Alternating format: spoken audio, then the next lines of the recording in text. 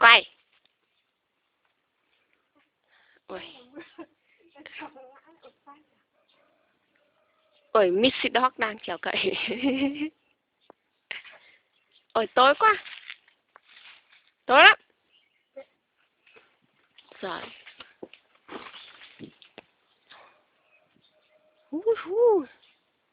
Nó thầm mít không có một chí đâu. À, đây là quả mít nhà tôi.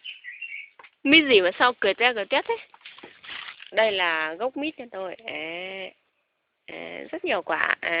Mít nhà tôi nhiều quả thế. Đây là vườn nhà tôi.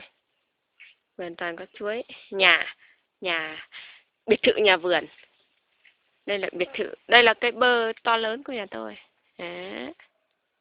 Rất là to. Kia là cây bơ nhỏ. Và ôi đâu mất rồi.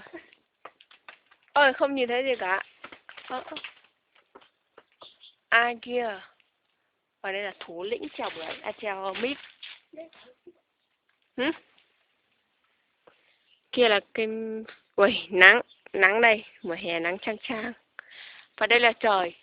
Trời xanh mây trắng. Ê, bữa nay không có. Chán này. Chán đi. Quả tôi dùng cái gì ăn cho hết.